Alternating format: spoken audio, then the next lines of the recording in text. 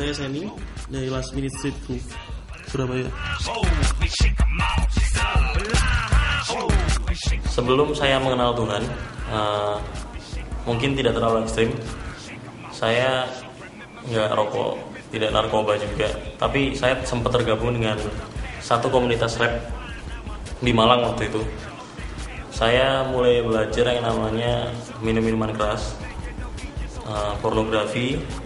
Saya diajari berbagai macam, teman-teman saya diracuni hal-hal yang nggak bagus. Dari situ saya belajar mulai mengenal dan mulai bertahan hidup dengan mereka. Saya mulai menggantungkan diri dengan yang namanya minuman keras.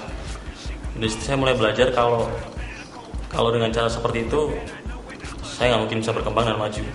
Saya mulai melihat ke depan jauh. Saya mulai membatasi diri dengan mereka. Saya mulai berusaha keluar dari perkumpulan tersebut. Saya mulai mencari dan menemukan pasti ada komunitas lain yang lebih bagus daripada itu. Kemudian dari sekolah, dari teman saya, dia memperkenalkan saya pada satu komunitas di mana komunitas tersebut terdapat banyak anak yang enggak dari satu gereja, jadi berbagai macam denominasi gereja. Saya belajar mulai mengenal yang namanya Tuhan Yesus. Saya mulai belajar rajin ke gereja, saya mulai rajin beribadah, saya mulai rajin saat teduh.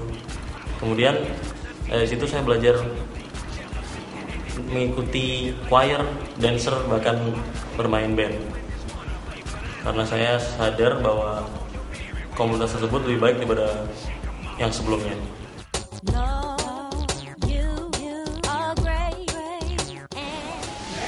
Satu waktu saya mengikuti workshop yang diadakan oleh yang sekarang mungkin orang-orang tahu, Ferdinand Jonas, kakak saya. Dia bikin satu workshop di Malang, yaitu satu workshop dance. Karena saya tertarik dengan yang namanya dance, khususnya hip hop. Dari situ saya diajari bagaimana fisik, ketahanan tubuh, sampai saya menemukan basic hip hop sendiri. Dari momen itu saya kemudian berpikir kalau apakah mungkin saya bisa jadi seorang penari profesional seperti yang di TV-TV. Lalu saya sempat berniat untuk menghubungi beliau untuk mencoba apakah mungkin saya bisa ke Surabaya dan mengikuti dia. Tapi saat itu mungkin bukan rencana Tuhan, belum rencana Tuhan. Nomornya hilang. Following is a selection. Lalu entah kenapa setelah akhir dari saya kelas 3 SMA, saya lulus kemudian saya nganggur. Kak Ferdi ini menghubungi saya, suatu hal yang saya nggak pernah mikirkan sebelumnya. Dia mengajak saya untuk bergabung dengan timnya di Surabaya untuk menjadikan saya seorang pengajar. Akhirnya saya mulai belajar. Dari itu saya sadar bahwa saat saya mulai mengenal Tuhan, semuanya itu menjadi lebih jelas dan lebih baik. Dimana hidup saya mulai diubahkan, saya mulai belajar hal banyak sekali. Dari diri sendiri, dari teman-teman, dan juga dari Kak Ferdi. Kemudian suatu waktu masalah pasti akan datang. Di saat saya mulai stuck dengan nari saya, dengan dance saya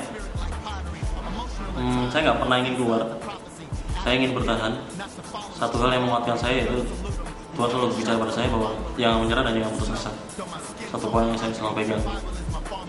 Akhirnya tahun ini Januari tepatnya, akhirnya saya bisa membuat dan mengkureo satu pagelaran yang besar di Indonesia. Karena bagi saya itu pertama kali. Keberhasilan pagelaran itu juga membawa saya untuk lebih dewasa juga, lebih kuat. Bermimpilah, itu pasti. Karena mimpi itu pasti indah. Dan apapun talenta yang Tuhan berikan pada kamu, Tuhan pasti kasih sesuatu yang ada di dalam diri kamu. Entah mungkin nggak harus nari, nggak harus nyanyi, nggak harus ngeband, tapi bahkan di belakang panggung pun kamu bisa melakukan sesuatu untuk orang lain, bahkan untuk Tuhan. Jadi berkreasi terus, satu hal, Tuhan lihat manusia hatinya.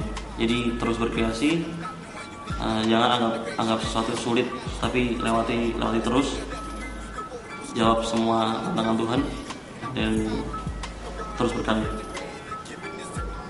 Peace. As I turn the next page, this is what it said off top. Through him, I could be said, Lord, it had to be the Son of Man.